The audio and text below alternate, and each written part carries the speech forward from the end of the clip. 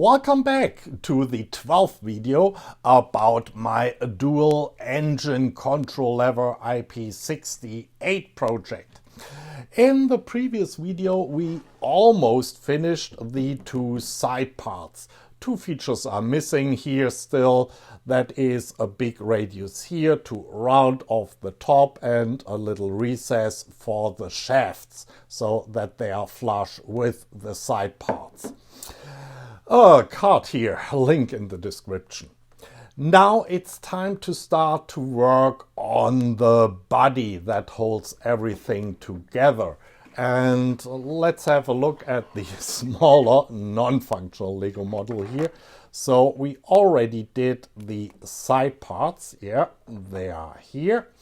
And now I want to get working on that big chunk of POM in the middle that holds everything together and also houses the electronics. Here's the Lego stand-in for my electronics. This will probably take off a few videos, not just a couple of videos, but a few videos, as you will see in a second. Anyway, enjoy! Before we have a look at the detailed drawing, of course I made one for the part, let's see on the general drawing what we're talking about here. So the only perspective where you can really make out the part, yeah, the reddish line here, is in the front perspective where you have this distinctive inverse T-shape. In both other perspectives, it's really just encompassing everything. The detailed drawing for the part is a wee bit overwhelming at first glance. But stay with me. I will zoom down and we'll forget about most of the measurements and I just give you an overview. Zoom down just a little bit. So the major dimensions here are a length of 100 millimeters, a width of 88 millimeters, and a height of 67 millimeters. And then we have, of course, the major features here. That is that big 50 millimeter radius. And then these cutouts here that make it into that inverse T-shape when you look from the front. Then we have a whole bunch of smaller features. Let's start with these four. Yeah, these are 4 holes with M6 threads for attaching the side pieces here. There are holes in the side pieces. Yeah, 2 of them. So 4 holes in the center body. Then continuing with holes, we have 4 holes in the bottom here to screw the whole thing down somewhere. And while we are here at the bottom, we have a groove going around the bottom plate for an O-ring.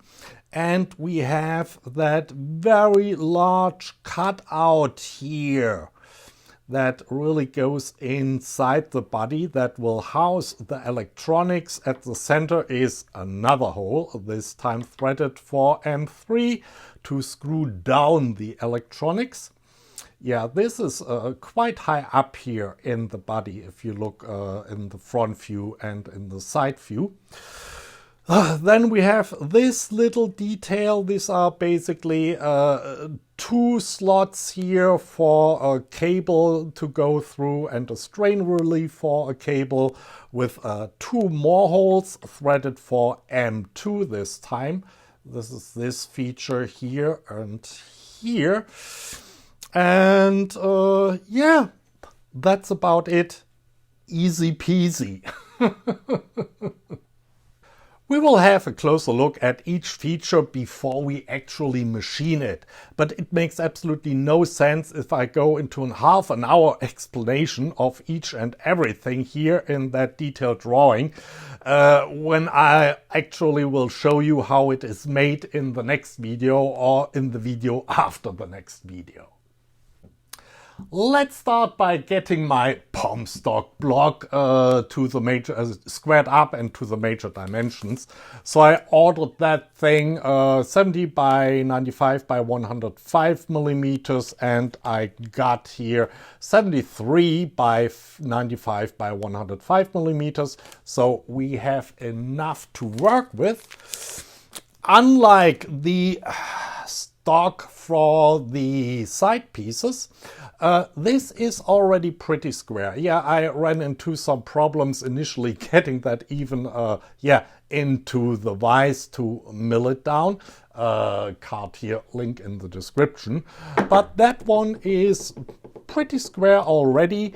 We have this face here where these edges are not quite in a right angle, so this is angled this way or that way. I can't even remember, but it doesn't matter, because on the other side, yeah, this is square all around, very nice, and on this side everything is also square, so perfect here. And here we have a little oddity, because I have here, or I measured 3 right angles, and that one is not quite right. So this means that these 3 angles here, 1, 2, 3, probably contain a little error, which is summed up in that angle, so I could actually measure it or feel it. Anyway, let's start. I have my piece in the vise as always with 2 parallels in the bottom, so I could really check if it's in at a right angle. And yeah, that one off-angled surface is at the top. We will plane that with the planing bit, router bit here first, and then we'll see. I wish I could give you a better view, but I try to keep everything close together, so I guess I get less flags here. And I changed my strategy a little bit. I won't start with these long S runs here, up and down, because the trimming error of my head in that direction is the largest. Instead, I'll do right away small S turns here, because that has proven to be less affected by the trimming error and gives me a nicer surface.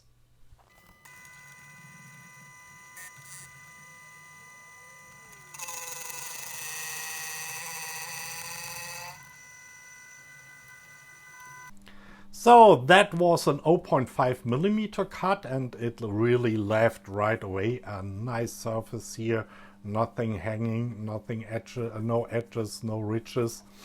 I'm happy with that, and this will be probably the only cut here I show you in full length, even if it was only a quick time lapse, because that took about 9 minutes or so.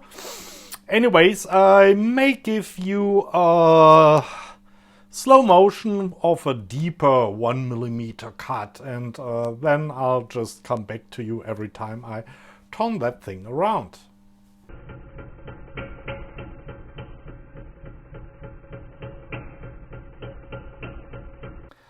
That was a slow motion of a dark tool on a black surface removing black chips. Okay, but there's nothing I can do about it.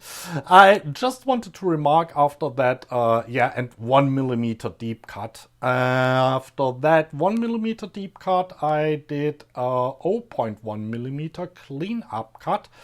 And I also advanced only about half the width of my tool. But I did that from left to right. And if I go from left to right, the surface looks something like that. That is, you don't see a mark every 12 millimeters, and it's almost perfect. If you look here closely, very closely, there is something, but you cannot feel it with a fingernail, so it doesn't catch the fingernail. So I'm happy. So I have now a method to mill the surfaces and get, despite the trimming error of my head, a reasonably nice surface. I will turn that now around on the other side, and then we go down to 88 millimeters.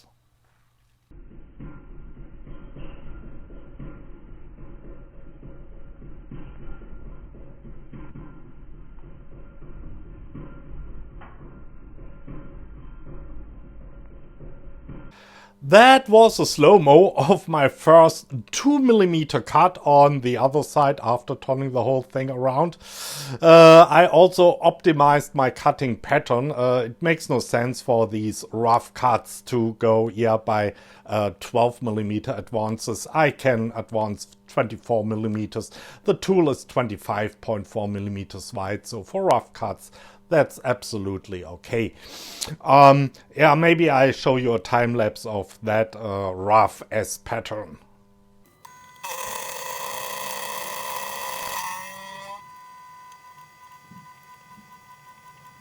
That cut with the larger S pattern just took 6 minutes, 1.5 millimeter depth, and it's time to clean up the bench in between.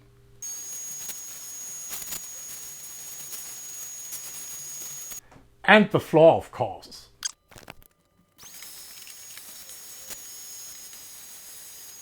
Now, that's really something they don't show you usually on the machining channels. But that whole cleaning up took about as long as a whole fine path here on my piece. So but it's part of the job. After several more finer cuts, the finest and last one 0.05 millimeters, we're finally down to 88 millimeters. And please note I had that back face here in both orientations to the fixed jaw of my vise. So I will that face now use as my reference and just turn that block 90 degrees around that face, then turning down, and start milling that face here. Okay, I turned around it 90 degrees, and now we have this large face here on the top. And I just clean it up, and then I come back to you. I won't film anything this time. Face has been cleaned up. I will turn the whole thing now 180 degrees, keeping that face here again to the fixed jaw of the vise as a reference, and then turn down the other side to 67 millimeters. Block has been turned around, and now we will go down here from, we're currently at 73.5 millimeters down to 67 millimeters, but again, nothing new, so again, I won't film it. I know I said no filming, but these chips here, that's a mess after 2 2mm passes. They look quite interesting, don't they? And also, my piece grew some hair here at the side, so things are going nicely. And there's some long chip. Wow. And that's how the bench looks like after 3 rough cuts.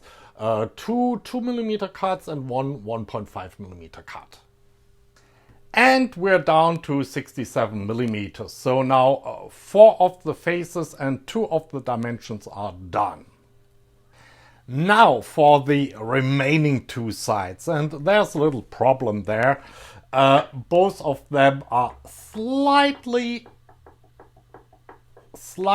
out of whack, and so that's not so much, but it is a little bit off. So we can't use either of them as a reference surface. So I cannot simply put that down into the vise and then mill the top. We have to mill them here on the side while it's in the vise, clamped to the surfaces we already done. However, I don't have a tool with flutes 67 millimeters long. And yeah, I tried to buy it online, but yeah, end mills with flutes 67 millimeter long and 6 millimeter shaft, the maximum my little milling machine here can take, aren't available. At least I didn't found any. So we will play a little bit dirty and improvise and first mill the top half here, or a little bit more than the top half on both sides. And then we turn the whole thing 180 degrees around.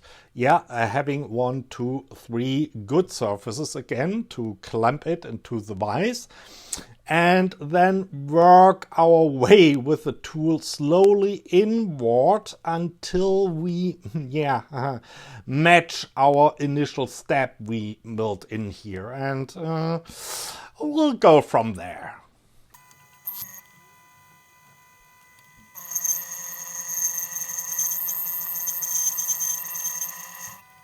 Now I did about half a dozen passes. Yeah, it went really quick, back and forth until I was sure that there was yeah, only dust taking off by the end mill, because the end mill, of course, flexes a little bit with the long flutes here if you take off material, and you have to give it time, a few passes, until the forces are reduced and it's really yeah, at a 90-degree angle. I will give you a slow-mo in between of the other side.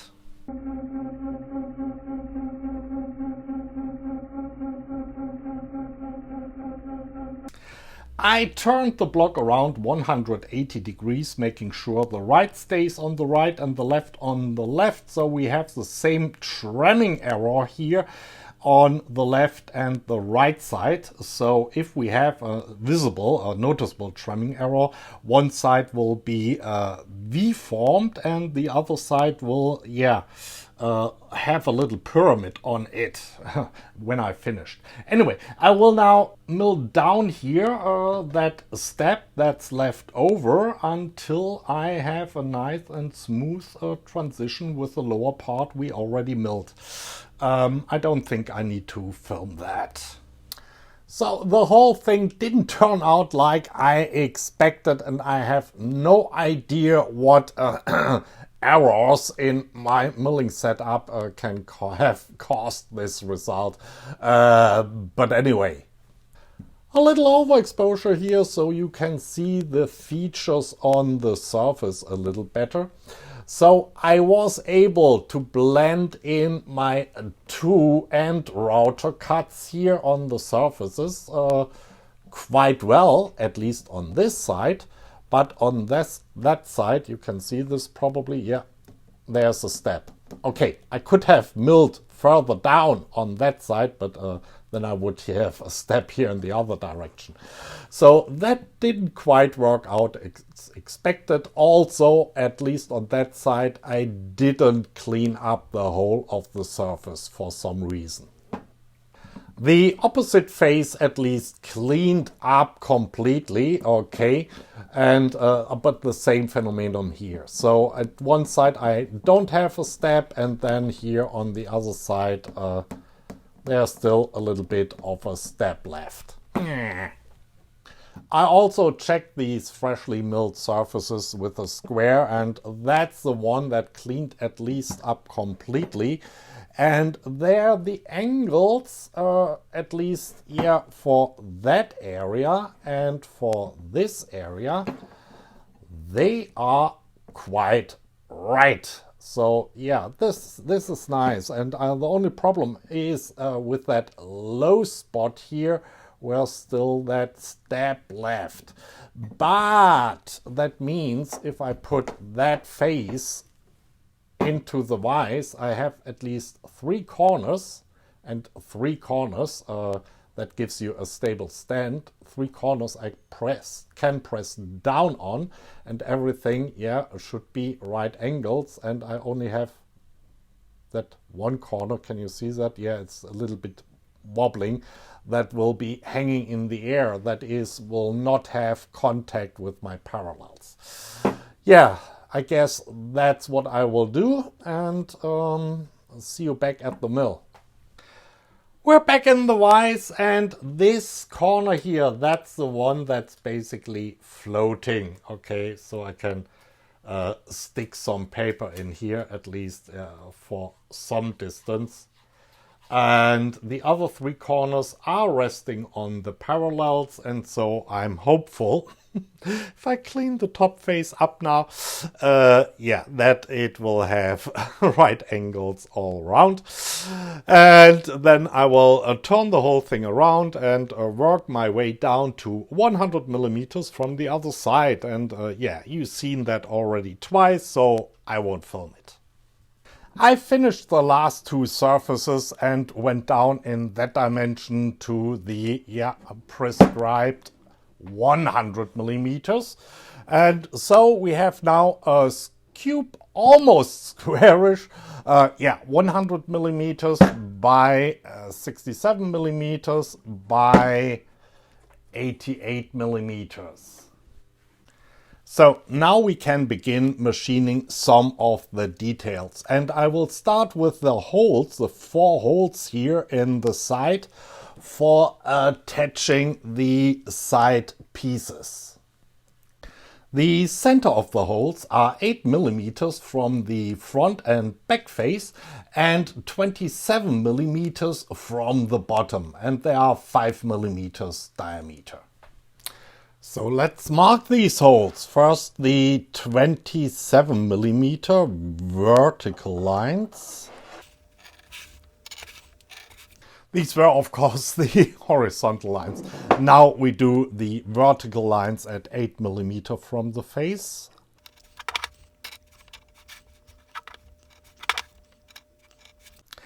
And just as a sanity check, I will try if I can see the markings through the already existing holes in the side pieces, which, I aligned one side piece here at the top of my center body.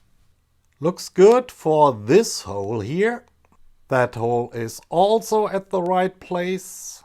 Third one is looking good too. And the last one is consequently also on the right spot. You already saw me often enough aligning a center drill here on some markings and drill some pilot holes.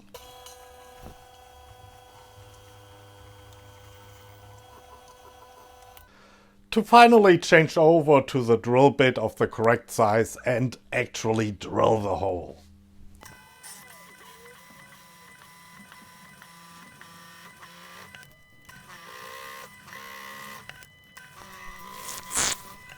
And yes, I kind of marked the depth I want to drill here on the drill bit. And now I will repeat that 3 more times. That went actually quite well, and both pairs of holes perfectly line up. That's enough for today. It took me actually in real time quite a while to mill down that chunk of POM into a square cube with the right dimensions. Anyway, next time we will machine all the features or most of the features in the bottom of our POM chunk here, and maybe we get even to milling, sawing it into that inverse T shape. Till then, bye.